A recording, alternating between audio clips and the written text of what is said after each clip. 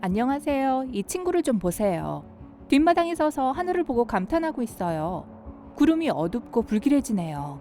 구름이 움직이지 않고 머리 위에 걸려 있어요. 공기가 무겁고 습해서 숨쉬기가 어려워져요. 곧 나쁜 일이 일어날 것만 같아 불안합니다. 갑자기 머리카락이 쭉벅거리기 시작한다는 것을 알아차립니다. 서둘러 돌아서 집 안으로 뛰어들어갑니다. 문을 막 닫자마자 불과 몇 초 전에 그가 서 있던 바로 그 지점에 번개가 내리칩니다. 어휴. 다행히 제 시간에 위험의 징후를 알아차리고 목숨을 구할 수 있었어요. 번개가 한 번 치면 29,500도까지 올라갑니다. 이는 태양 표면보다 5배나 더 뜨겁죠. 지구상에는 매 초마다 100개 가까운 번개가 칩니다. 이걸 다 합하면 하루에 800만 번 이상, 매년 30억 번 이상이 됩니다. 하지만 이 정도면 충분해요. 지구상에서 가장 신비한 장소 중 하나로 여러분을 데려가고 싶어요.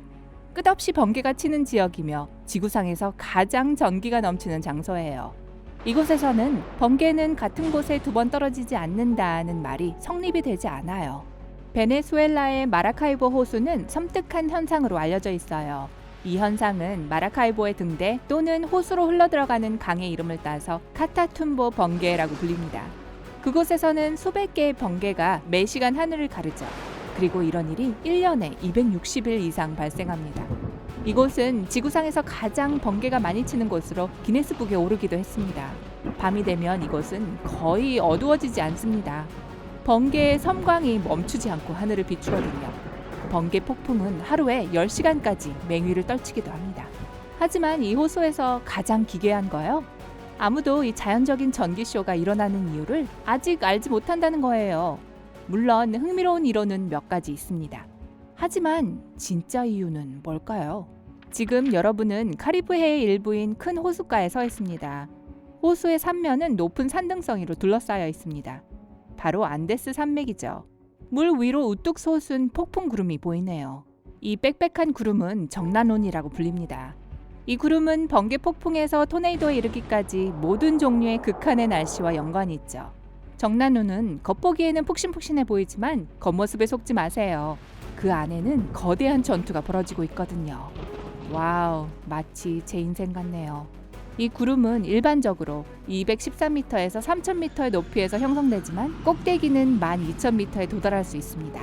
이는 비행기의 순항 고도보다 높죠. 갑자기 여러분은 특히 거대한 구름을 발견합니다. 다른 친구들보다 훨씬 큽니다. 꼭대기가 21,000m에 있는 희귀한 녀석인가 보네요. 끝이 갈라지며 지그재그 모양의 번개가 하늘을 가로지르며 주변을 비춥니다. 몇 초 후 발밑에 땅이 흔들리는 것을 느낍니다. 이 강력한 것은 번개에 의해 생성된 음파입니다. 천둥 소리는 한동안 사라지지 않습니다. 폭우의 베일이 지평선을 가려버립니다. 폭풍이 점점 더 힘을 얻고 있습니다. 번개는 멈추지 않고 하늘을 가르고요. 곧 구름은 거대한 전구로 변해 주변 모든 것을 밝힙니다. 가장 어두운 밤 시간에도 눈에 힘을 주지 않고도 책을 읽을 수 있다고 생각하게 될 거예요. 여러분이 알아차린 또 다른 카타툼보 번개의 신비는 이상한 색입니다. 정확한 색조는 묘사하는 사람마다 다르다는 거죠. 어떤 사람들은 번개가 밝은 노란색 또는 주황색이라고 하고 또 다른 사람들은 보라색이나 갈색이 지그재그로 지나가는 것을 봤다고 하죠. 이런 색 현상에 대해 설명하는 공통된 주장은 이 지역의 늪지대에서 생성된 메탄가스와 관련이 있습니다. 하지만 이는 신화에 불과한데요. 번개불 색깔이 있는 것처럼 보일 뿐이에요. 실제로는 다른 곳에서 발생하는 다른 번개와 다르지 않습니다. 특이한 색조는 빛의 눈속임일 뿐이죠. 이 지역의 폭풍은 수세기 동안 지속되었습니다. 여기서 만들어지는 벼락은 402km 떨어진 곳에서도 볼 수 있을 정도로 밝아요. 과거에는 선원들이 항해에 이런 현상을 이용했을 정도죠. 벼락 폭풍의 강도와 밝기 때문에 천둥이 발생하지 않는다고 믿는 이유가 될 수 있습니다. 하지만 그건 사실이 아닙니다. 폭풍이 너무 멀리서 일어나고 있기 때문에 음향 효과가 없을 수 있는 거죠. 48에서 96km의 거리에서도 여전히 명확하게 볼 수 있습니다. 그러나 천둥 소리는 번개가 발생한 곳에서 16에서 24km 떨어진 곳까지밖에 가지 못합니다. 역시 실제로는 안 들리네요. 만약 가장 화려한 번개쇼를 보고 싶다면 우기가 절정에 달하는 10월에 와야 합니다. 그때는 최대 매분 30회의 번개를 감상할 수 있을 겁니다. 가장 건조한 달인 1월과 2월에는 폭풍이 그렇게 강하지 않습니다. 지난 2010년 한때 극심한 가뭄 속에 이 유명 번개 폭풍은 아예 멈춘 적이 있어요. 석 달 동안 아무도 번개를 보지 못했죠. 사람들은 심지어 그 경이로운 현상이 다시는 나타나지 않을 거라고 걱정했죠. 다행히도 이러한 두려움은 기후에 지나지 않았죠. 마라카이보의 등대가 너무나 독특한 현상이라서 베네수엘라의 당국이 유네스코 세계문화유산으로 등재하려고 할 정도였죠. 그 시도가 성공하면 카타툼보의 번개가 이 목록에 등재되는 최초의 자연현상이 될 거예요.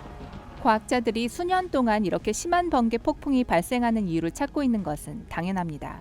20세기 중반의 사람들은 안반에 있는 우라늄 퇴적물 때문일 수 있다고 생각했습니다.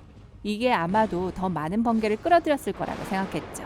수십 년 후 이 이론은 버려졌어요. 또 다른 연구는 마라카이보의 등대가 이 지역의 큰 석유 매장층과 늪지에 의해 발생했다고 주장했습니다. 이 늪지는 호수 위의 공기를 더 전도성 있는 메탄가스로 다량 만들어냈습니다. 덕분에 번개가 더 자유롭게 여행할 수 있게 됐죠. 이 이론이 옳다고 가정해 봅시다. 그러면 메탄의 특성상 1월에서 2월의 건조한 날씨에 번개가 더 자주 치겠죠. 그러나 실제로 가장 집중적인 번개 폭풍은 우기인 4월에서 5월까지 그리고 9월에서 10월까지 발생합니다. 가장 가능성이 높은 이론은 바람의 패턴과 지형적 특징을 기반으로 합니다. 이 지역 전체가 강과 호수 그리고 늪지대가 있기 때문에 다소 습합니다. 뜨거운 열대 태양은 낮 동안 습지의 물을 증발시키죠. 하지만 저녁이 되면서 습한 바다에서 불어온 습한 바람이 물에서 올라오는 따뜻한 공기와 산에서 내려오는 찬 공기를 섞어버립니다. 그러면 뜨거운 공기는 올라가 거대하고 위협적인 구름을 형성합니다. 바로 이렇게 독특한 번개 폭풍이 탄생하는 거죠. 연구진은 번개 데이터를 기록하는 나름의 방법을 가지고 있습니다. 현대 장비는 관찰 장비가 전기 이상 현상에서 402km나 떨어진 곳에서도 필요한 모든 정보를 얻을 수 있게 합니다. 과학자들은 또한 지구의 번개 핫스팟 지도도 만들었어요. 그걸로 번개가 바다보다 육지에서 더 자주 발생한다는 것을 알 수 있었죠. 또 적도와 더 가까운 곳에서는 훨씬 더 인상적인 번개 폭풍을 볼 수 있다는 것도요. 이 지도는 나사와 일본 항공우주탐사국의 공동 프로젝트였던 열대성 강우량 측정 임무 위성 덕분에 가능해졌죠. 언젠가 과학자들은 카타툼보 번개가 왜 생기는지 진짜 이유를 알 수 있을 거예요. 하지만 지금 당장은 신경 쓰지 마세요. 수십 개의 화려한 플래시가 번쩍이는 역사상 가장 위대한 조명쇼를 만끽하는 것도 충분하니까요. 오늘 새로운 것을 배웠다면 이 영상에 좋아요를 주고 친구와 공유하세요. 여기 여러분이 좋아할 만한 다른 멋진 비디오들이 있습니다. 왼쪽 또는 오른쪽을 선택하고 삶의 밝은 면에 머무르세요.